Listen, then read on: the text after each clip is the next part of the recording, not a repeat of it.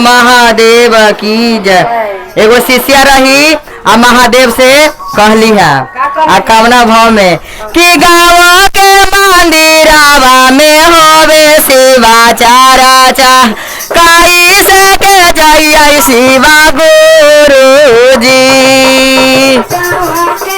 जय हो जय हो।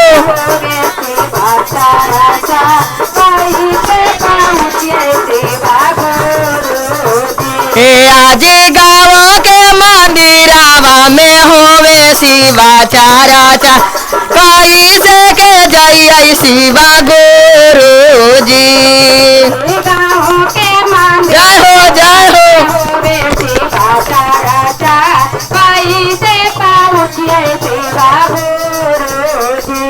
आज गाँव के मंदिरावा में होवे शिवा चारा चा काई से के जय शिवा गुरु जी।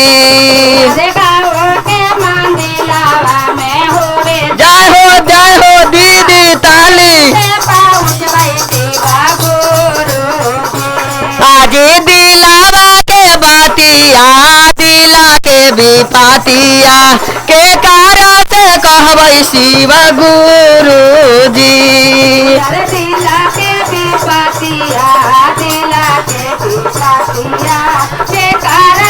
जय हो जय हो।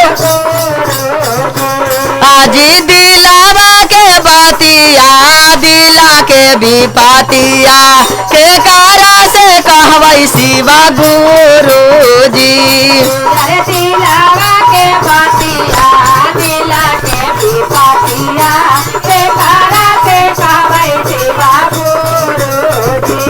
आगे दिला के बातिया दिला के विपातिया हमारे से कहिएगे शिशिया। जय हो जय हो।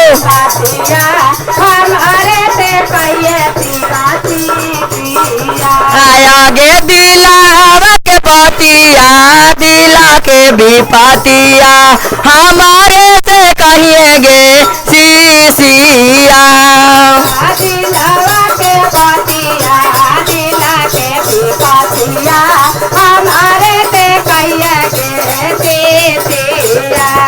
शिष्या कहली हाँ हमारा तो हाई शिवा गुरु तीन गो पुतोहिया एको ना सुखा शिवा गुरु जी।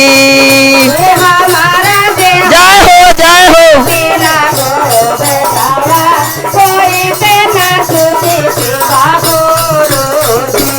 आज हमारा तो हाई गुरु जी तीन गो पुतोहिया एको ना सुखा शिवा गुरु जी।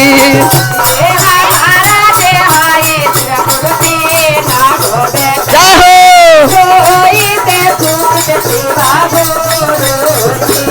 आज बारा की पातोहिया से चावला मांगली बिगिए के दे है शिवा गुरु जी।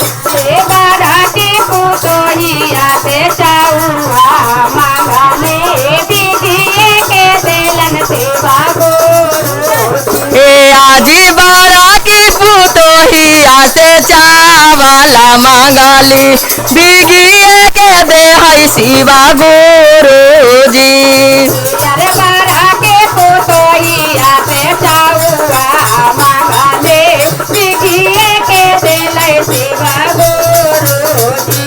आज मांझाली पुतोहिया से खाए लागे मांगली छूछे दे है शिवा गुरु जी।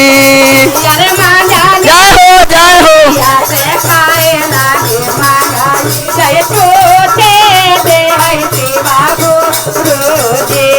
आज मांझाली पुतोहिया से खाए लागे मांगली छूछे दे है शिवा गुरु जी।